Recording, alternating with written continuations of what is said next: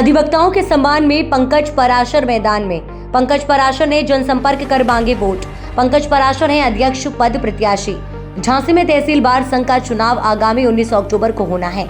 अध्यक्ष पद प्रत्याशी पंकज पराशर एडवोकेट ने तूफानी जनसंपर्क कर अधिवक्ता साथियों से भारी मतों से उन्हें जीत दिलाने की अपील की है।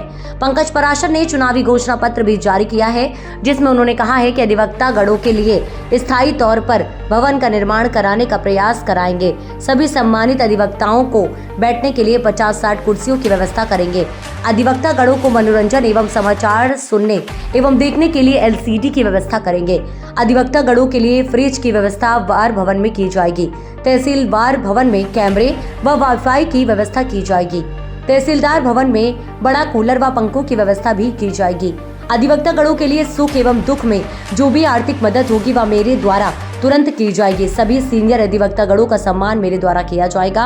अधिवक्ता गणों के साथ किसी भी प्रकार की ऊंच नीच एवं दुर्व्यवहार होता है एवं उनके सम्मान में किसी भी प्रकार की कोई ठेस पहुंचती है तो मैं हमेशा उनके साथ खड़ा रहूंगा। आपके आशीर्वाद का आकांक्षी तहसील बार संघ झांसी के अध्यक्ष प्रत्याशी पद हेतु मत एवं सहयोग देकर विजयी बनाएं।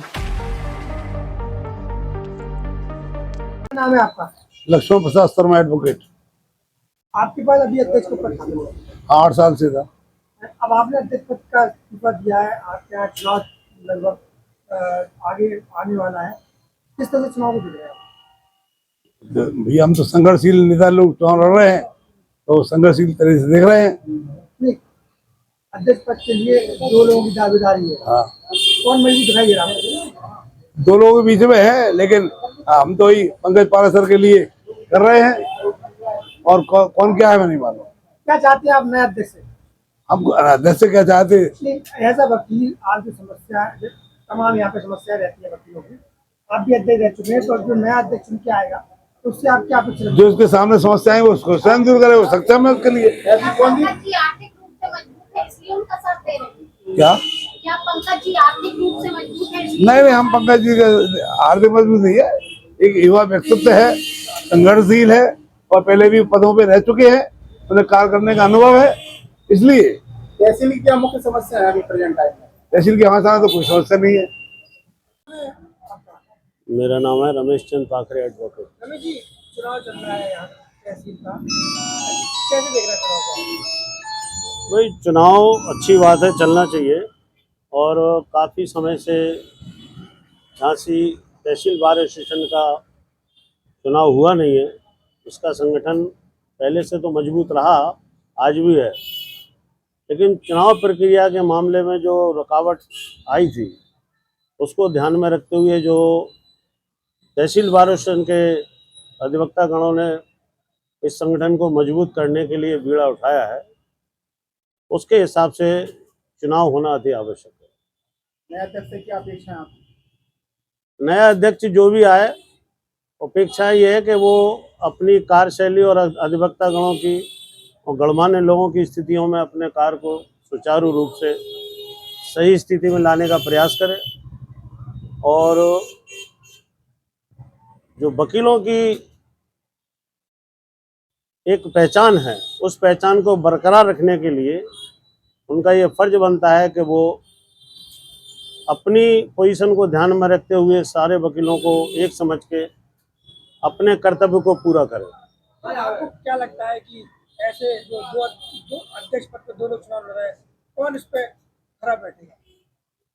देखिए, अधिवक्ता गणों का जो चुनाव है वो अपनी जगह है, लेकिन खरा बैठने वाली बात यह है कि संघ की जो स्थिति है वो कभी भी कोई संघ ये नहीं कहता कि मैं वोट किसको दूंगा किसको नहीं दूंगा, और ऐसी स्थिति में जब चुनाव प्रक्रिया चालू होती है तो चुन के कोई भी आए उसे अपने कर्तव्य का, निष्ठा का, और अधिवक्ताओं के लिए जो भी कार्यशैली है उसका तो उसे ध्यान रखना पड़ेगा। अगर वो ध्यान नहीं रखेगा तो वो स्थिति जो पीछे हम लोग छोड़ के आए हैं, फिर हमें उसी चीज़ का इस्तेमाल और ध्यान करना पड़ेगा और नुकसान उठाना पड़ेगा। तो ऐसी स्थिति में अधिवक्ताओं के लिए अध्यक्ष होना, और अध्यक्ष के पद पे जो भी हमारा अध्यक्ष मनोनीत होकर आता है उसका कर्तव्य बनता है कि वो पिछली स्थिति को ध्यान में रख के अच्छे से अच्छी स्थिति आज के लिए बरकरार रखें।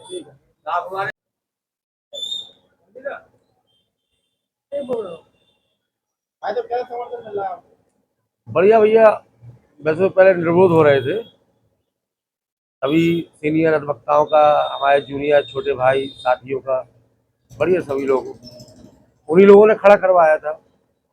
सभी अच्छे हमारे अधिवक्ता साथी हैं हमारे तहसील बार के, और सभी लोग काफ़ी समर्थन दे रहे हैं। बजया भी था, सभी लोगों से मिला भी हूँ, और सभी लोगों ने कहा कि नहीं भाई साहब, आपकी विजयश्री फाइनल है और आप ही जीतेंगे चुनाव। चुनाव कब होना है? चुनाव भैया 19 तारीख को है। उसी दिन मतलब काउंटिंग भी होगी 3 बजे के बाद। 3 बजे तक चुनाव वोटिंग रहेगी, उसके बाद में काउंटिंग हो जाएगी चालू। भैया आप क्या तैयारी है चुनाव की? आपकी क्या तैयारी है चुनाव की? हमारी तैयारी ये है कि अभी तक जो निष्क्रिय बार 4-5 साल से पड़ी हुई थी, तो हमारा ये है, हमने अपना एक घोषणा पत्र भी जारी किया है। उस घोषणा पत्र के तहत ये है कि हम अपने बार भवन को, जहाँ अधिवक्ता साथी हमारे यहाँ इस बस्ते बैठे, वहाँ अपने बस्ते वहाँ बैठे हैं, फ्री टाइम में, लंच टाइम में वो अपने बार अधिवक्ता भवन में बैठे। इसके लिए मैंने अपनी तरफ से घोषणा की है कि मैं उसमें LCD लगवाऊंगा, उसमें चेयर डलवाऊंगा, उसमें फ्रिज भी लगवाऊंगा। ये मैं अपनी तरफ से उसमें करवाऊंगा, सिर्फ अपने अधिवक्ता साथियों के मनोरंजन के लिए भी है, समाचार भी सुनना, ये वो सब, तो वो मैं करवाऊंगा। और उसके अलावा भी जैसे हमारे सीनियर अधिवक्ता हैं, उनका सम्मान करवाना, वो भी मैं करवाऊंगा। उनका सम्मान भी सीनियर लोगों का, जो कि मायूस हो जाते हैं बेचारे, कोई उनको जूनियर सम्मान दे रहा है नहीं दे रहा है, तो वो सब चीज़ें जो है वो एक नई वो लागू करेंगे रीति, कि वो अपने से सीनियर है तो उनका हमेशा सम्मान रहेगा, उनको सम्मान देंगे और सीनियर से अपना आशीर्वाद प्राप्त करेंगे जूनियर अधिवक्ता साथी हमारे। जी, अधिवक्ताओं के हित में ये है, वैसे तो अधिवक्ता अपने आप में समर्थ है, हर अधिवक्ता अपने आप में समर्थ है, लेकिन ये है कि हम अगर अध्यक्ष बन जाते हैं तो उनके लिए एक तो मैंने बता ही दिया कि जो अधिवक्ता भवन नहीं है बैठने के लिए, लंच करना है, मनोरंजन करना है, ये सब चीज़ नहीं, उसकी व्यवस्था तो करेंगे।